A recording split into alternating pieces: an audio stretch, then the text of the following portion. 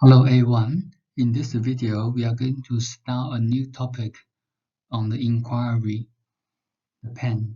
So we're going to talk about the inquiry of different kinds of pain.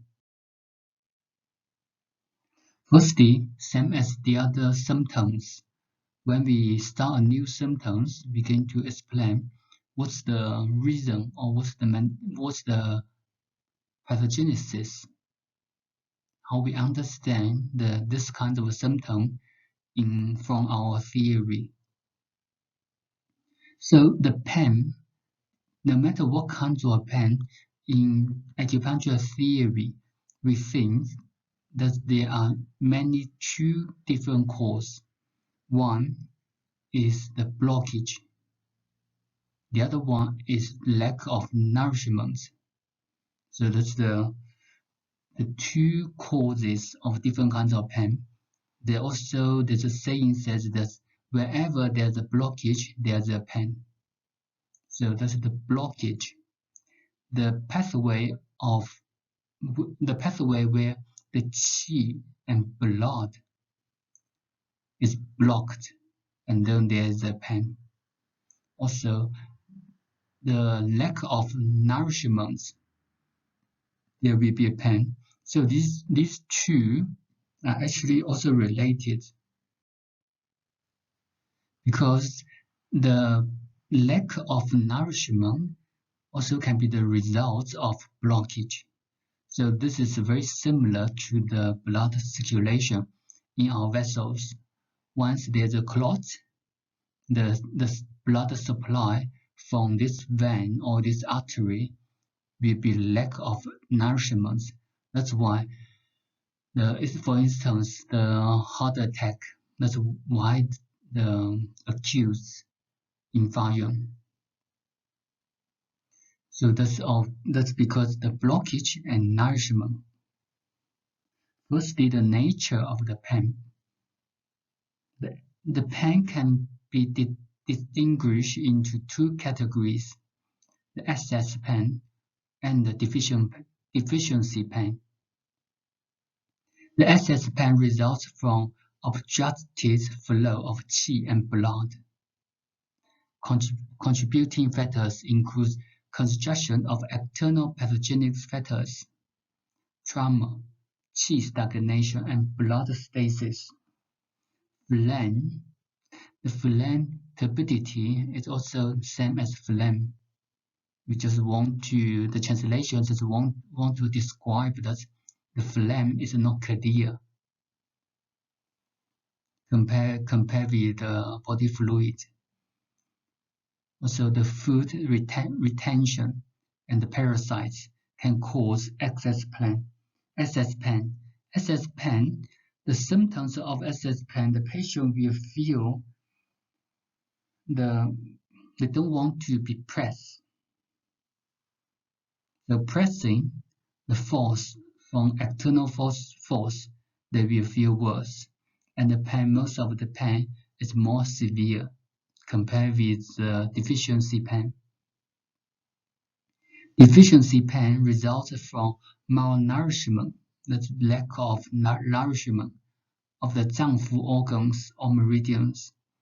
Contributing factors include deficiency of qi, blood, yin or yang. So one is deficiency and one is excess. How do you know deficiency or excess? That's from the symptoms.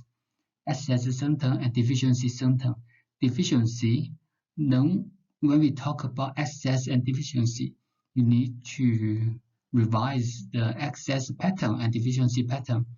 That's from the pathogenesis in basic theory. Deficiency, it is because of a lack of healthy qi. So when the patient feel deficiency pain, this kind of pain can be alleviated by pressing. So the patient actually prefer pressing. So that's one of the methods to distinguish excess and deficiency pain. Also, when we inquire about the pain, we also need to ask the location, the nature, the duration, the time, and also the preference, such as where do they feel the pain, headache, gastric pain, or abdominal pain, or the pain in the joints. So these different areas. The nature of the pain is the most important part we're going to discuss later with different nature of the pain. How severe the pain is. So for this situation, you can ask the patient to choose from the number from a scale from 0 to 10. 0 is no pain, 10 is very painful. So you actually can ask the patient to try to estimate from the scale, such as 7 out of 10 or 5 out of 10. So that's how to know or how to record how severe the pain is. The duration, how long the pain can last, constantly or comes and goes. How the pain normally lasts for how many seconds or how many minutes. And preference. The preference refers to does the patient feel relief in certain situation. That's why they prefer. For instance, some patients they will prefer warm environments, such as some girls or some ladies suffer from painful menstruation. They prefer warm environments. That's why sometimes they put a hot bottle at a lower abdomen, because in this situation they can feel less pain. So this is the preference. The preference can help us to distinguish the nature of the pain. For example, if someone they prefer hot, like the hot bottle can relieve the pain, this can indicate that the pain is due to coldness. If someone prefer hot, then this can indicate that the pain is due to coldness. So that's the preference. The nature of the pain, that's one of the key aspects that we're going to discuss. The first one is distending pain. Refers to pain with a sensation of fullness and distension, and often indicates qi stagnation. So this kind of situation, what kinds of pathogenesis can cause this distending pain? Can cause the fullness sensation in the body. So distending, you can see from the picture on the right side is a box. You can imagine, try to imagine that's the air in the box, and let's imagine that this box is a seal. It's a sealed box. So the air in the box, if we increase the air in the box, how do you feel the wall of the box? So if we put more air in the box, the wall of the box, the pressure in the box will feel, there will be more pressures on the walls of the box, right? The more pressures, the distending. That's exactly why when we said distending pain, we said the sensation of fullness. So which means in certain area, they got excess.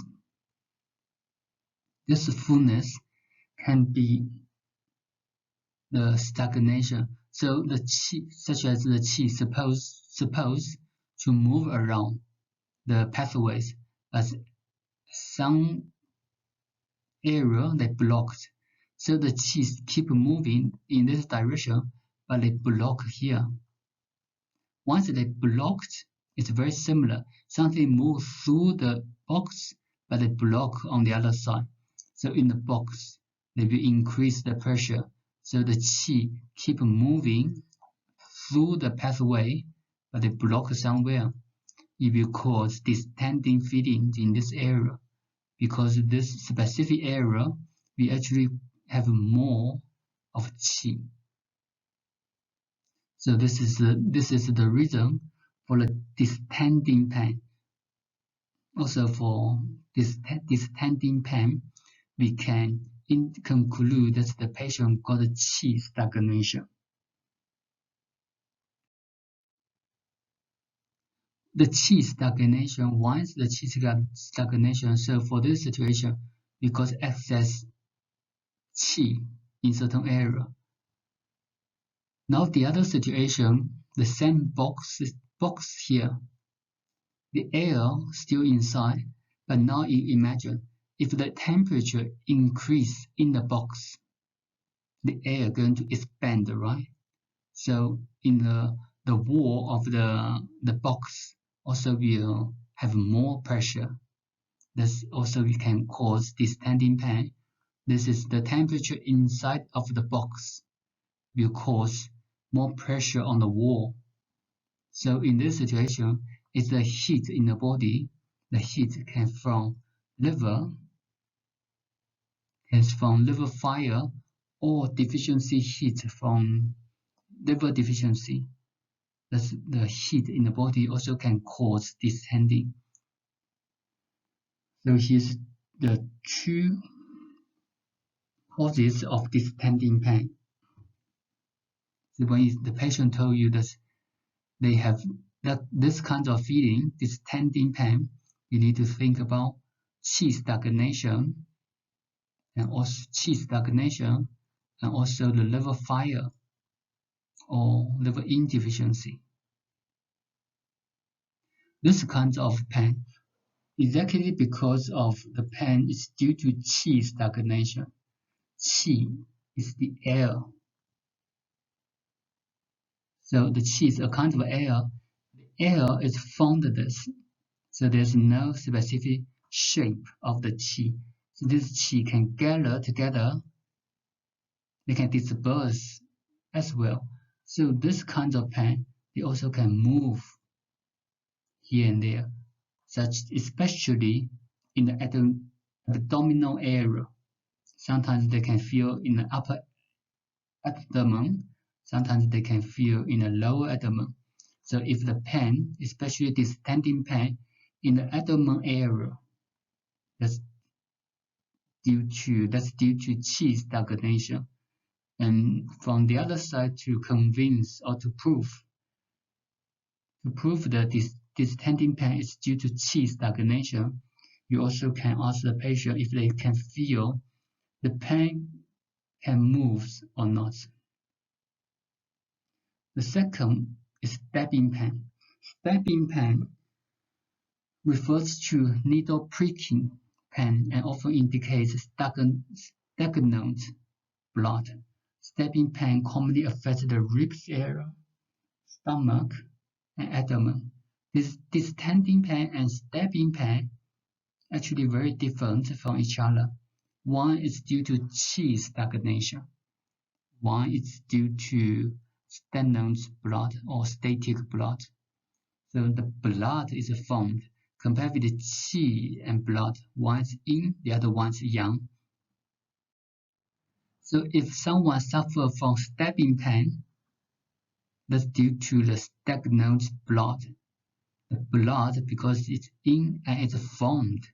So if it stays in specific area, it won't move. Qi stagnation, qi can gather, they can disperse, they can move.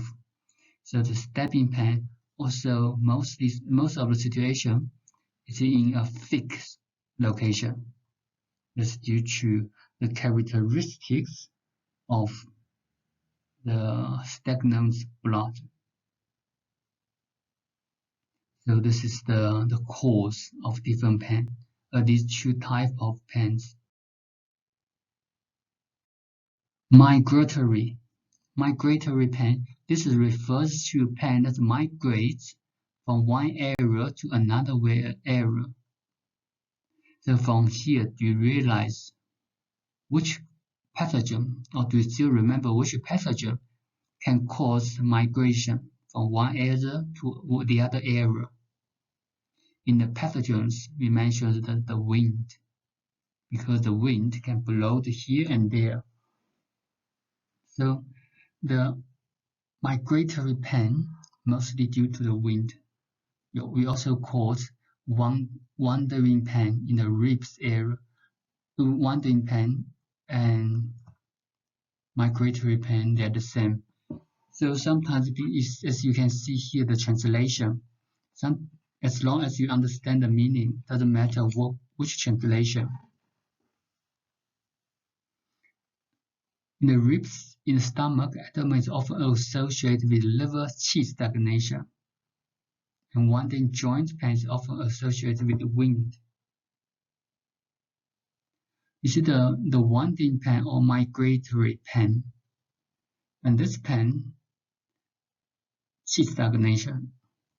With the distending pain, sometimes you cannot separate them very clearly, because this also due to qi stagnation. So these two sometimes can happen together, because these two different nature. Actually, we focus on different stuff.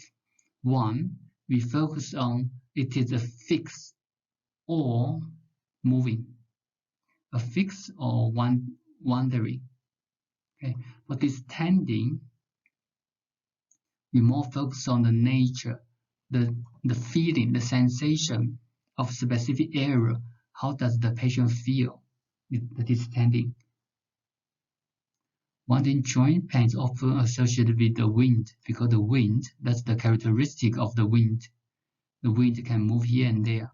The qi stagnation, that's similar explanation, the one we said just now.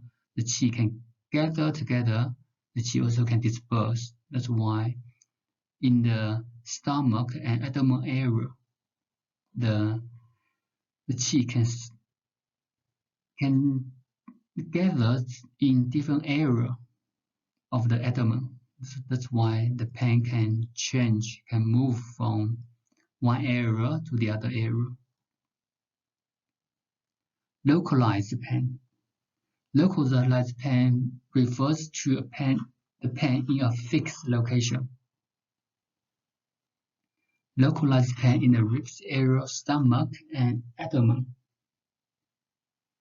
often associated with the blood stasis. So this is very similar to the sternum blood.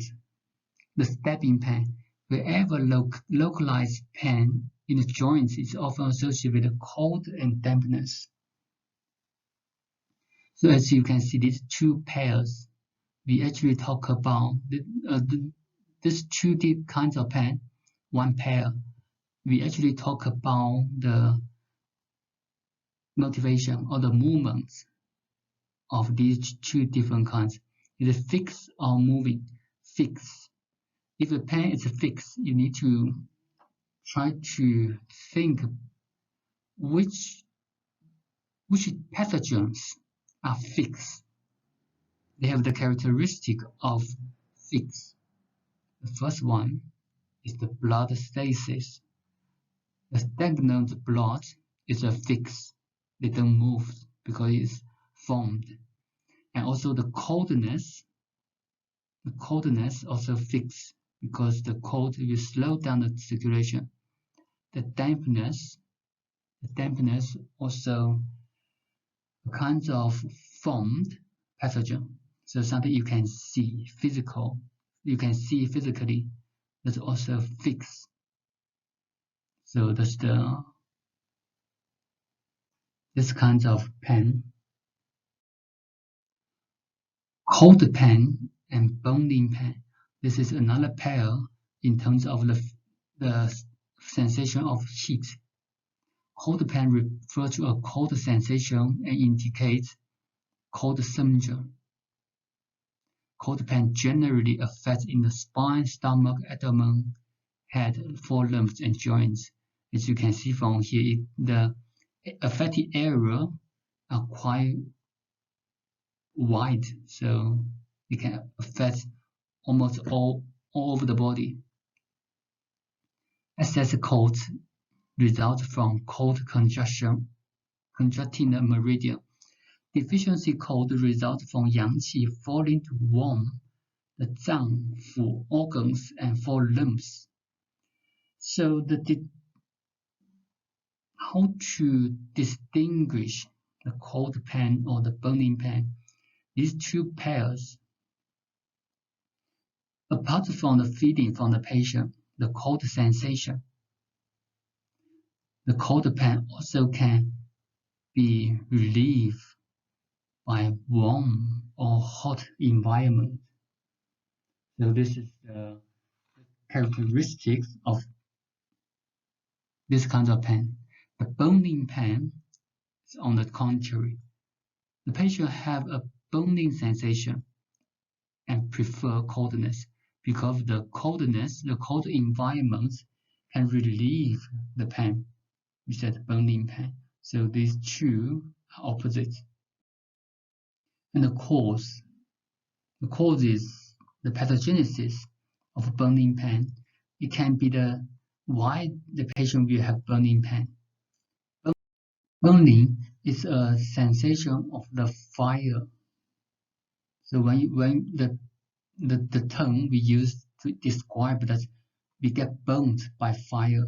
So this burning pain due to the pathogenic factor of fire heat, and fire, they're exactly the same. So in this situation, the patient will have heat. The heat can be excess heat or deficiency heat. That's why we describe here excess heat or deficiency heat. Deficiency heat is due to indeficiency and the patient have relatively excess yang. So we have explained for quite a few times now for yin and yang, right? If the patient have deficiency in, for instance, if the patient have less yin, compared with this part of yin, the yang got excess, they got too much yang. That's why the patient have relatively excess yang. In this situation, we call deficiency heat. This can cause the burning pain. The cold pain is result from cold situation. The cold situation came from the pathogens, also can be yang deficiency. So yang deficiency, the patient don't have enough warm or yang qi in the body. Warm, which is yang qi in charge of the warmth in the body. So if the patient have yang deficiency, it also will result in cold pain. Colicky pain refers to sharp pain as if lacerated by a knife and often indicates as an excess syndrome. The excess syndrome, the cause of this excess is due to the pathogens obstructing the flow of qi or cold congesting the qi activities. So what can the qi flow? It can be phlegm, it can be blood vessels, it also can be stones or parasites, any kinds of physical pathogens, or that's why they say tangible pathogens, such as colicky pain. What situation, what's the common situation the patient can feel is such as heart attack or myocardial infarction. Colicky pain, also from stones, the acute attack of such as kidney stones or gallbladder stones, bladder stones, the patient will have colicky pains, and this kind of pain sometimes it can radiate to other areas. So this is the colicky pain. the cause, the pathogens obstructing the flow of qi. That's why for the treatment, we need to figure out which pathogen. So we're going to remove or relieve the pathogen. Also, we're going to recover the flow of qi. That's for the treatments. You see our treatments, although we see the patient with this kind of pain, our treatment will be based on the cause of the pain. We don't treat the pain directly, we treat the cause. That's why we say we treat the root cause. Next one is dull pain. This refers to persistent, tolerable, and less pronounced pain, and often indicates a deficiency syndrome.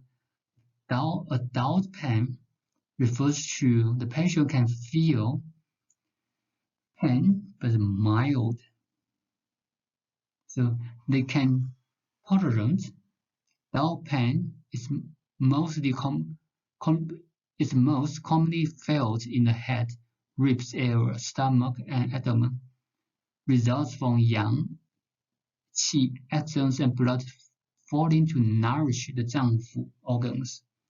As you can see from the description here, yang or qi, essence, blood, falling to nourish the zangfu organs and meridians. This is actually indicates that the deficiency of yang or deficiency of qi and blood, or even essence. That's the other way to say the deficiency. That's why we said it often indicates a deficiency syndrome. And for this kind of pain, the patient also, most of the situation, they prefer being pressed. So that's similar to the deficiency pain. Heavy pain. The heavy pain refers to the pain with a sensation of heaviness and often results from dampness, obstructing the flow of qi. As you can see from here, heavy pain. The dampness, when we talk about the dampness in the pathogens, the dampness have a sensation of heaviness and have a trend to move downwards. That's why if the patient feel the pain and they feel very heavy, then we will say that the cause of this pain is due to dampness. It can happen in any part of the body. The heavy pain in the head is often associated with ascending qi and blood due to hyperactive or liver yang.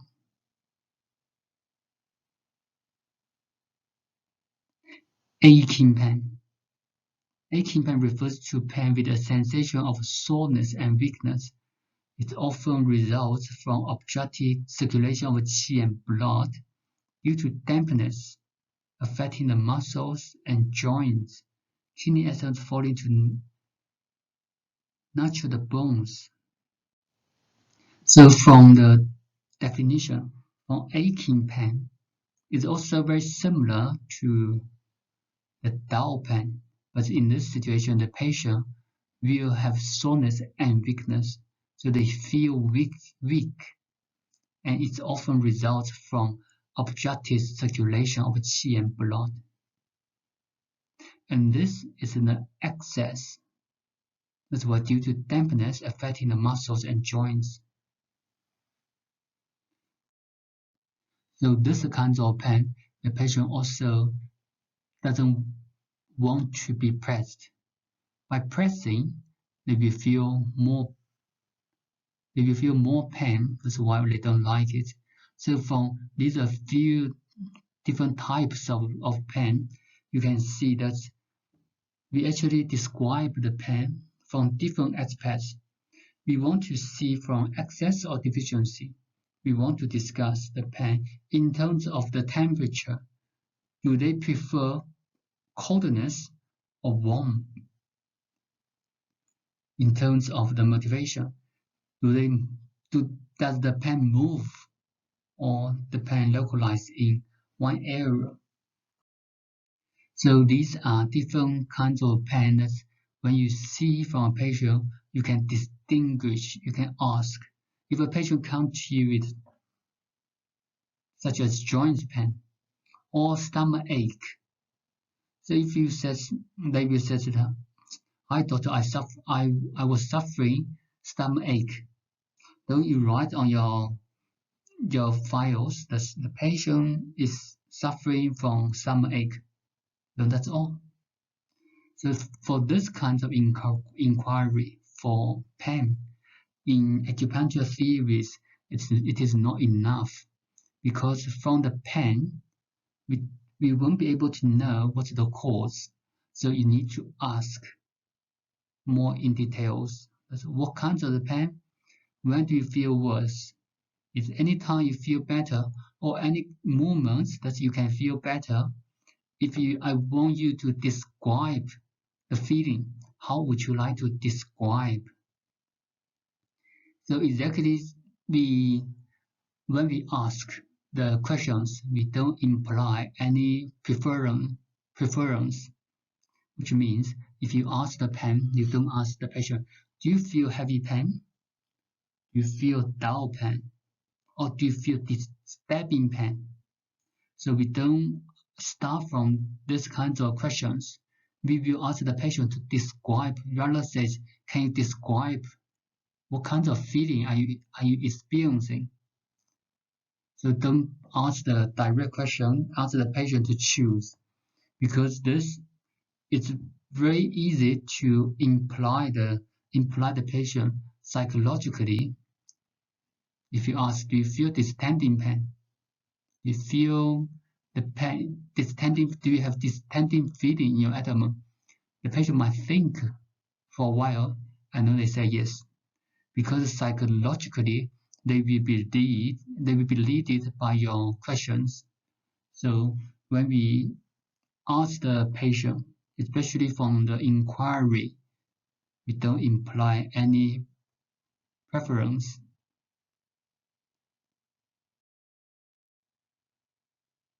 Oppressive pain.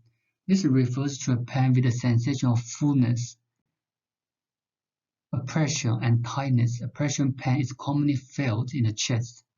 The stomach is associated with a jutty flow of qi by turbid phlegm and intermingled phlegm and stasis. These two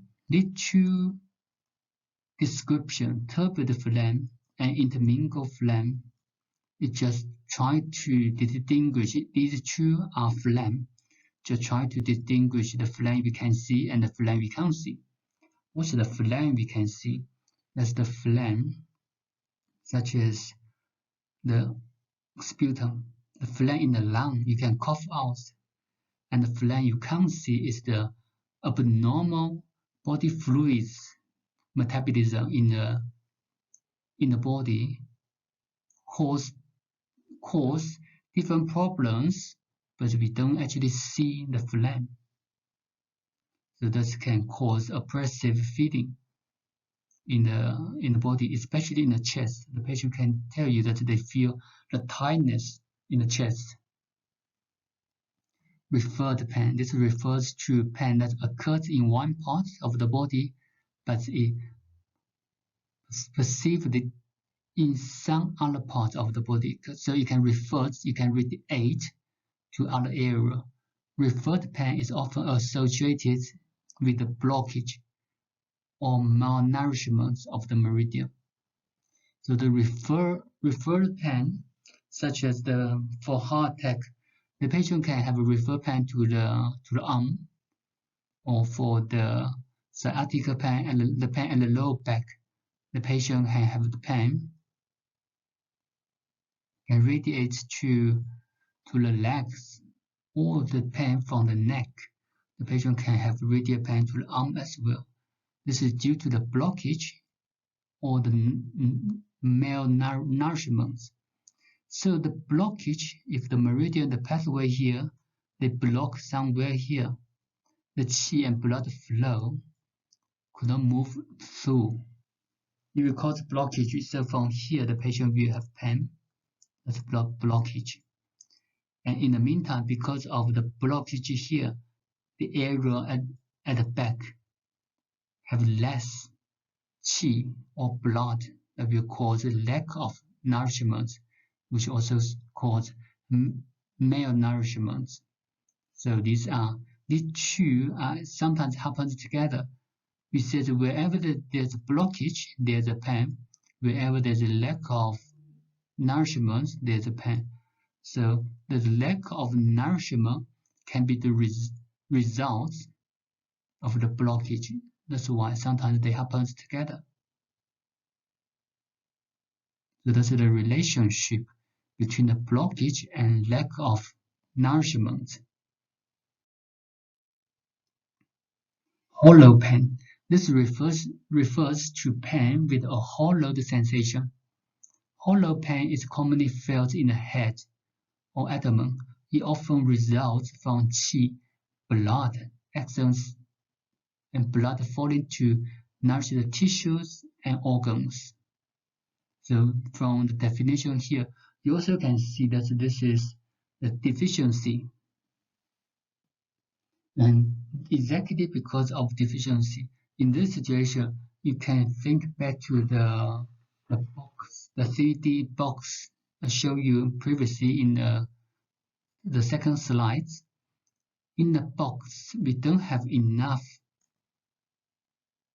In this box, we don't have enough qi or blood in the box.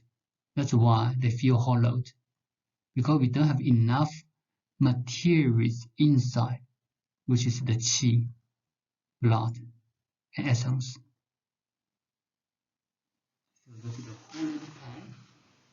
These kinds of symptoms, actually the patient sometimes, most of the situation the patient will let you know, because these are the actual feeling that they are experiencing. So from here is deficiency. So in one word, that's generally patient with excess syndrome experience acute, severe, and persistent pain, and patient with deficiency experience mild, intermittent, or pain that alleviates with pressure. That's why one, they prefer being pressed. The second, they don't like to be pressed. So from excess and deficiency, you also can see from the symptoms that the patient, when they come to you, if they are holding their stomach and they prefer being pressed, you might think that's may due to deficiency, especially for the stomach ache or the pain in abdomen. You see sometimes the patient, they will pressing their abdomen while they come to see you. That's excess and deficiency. Patient with cold syndrome experience pain that alleviates with warmth but aggravates with cold. Patient with heat syndrome can experience pain with hot sensation and alleviates with cold. So that's the opposite. If the pain can be alleviated by warmth, by hot situation, hot bottle, this indicates that the pain is due to cold, the coldness, the cold syndrome. If the pain can be alleviated by the cold, means that the pain is due to heat syndrome or hot pattern. So that's the very brief differentiations with excess pain and deficiency pain. Excess and deficiency, cold and heat. So that's how to use these theories to differentiate from the symptoms. So we're going to stop here from the nature of the pain. In the next video, we're going to talk about the location of different kinds of pain. So the pain also can happen in different areas of the body, such as in the head, the headache, or chest pain, or abdomen pain. So that's the information we're going to discuss in the next video.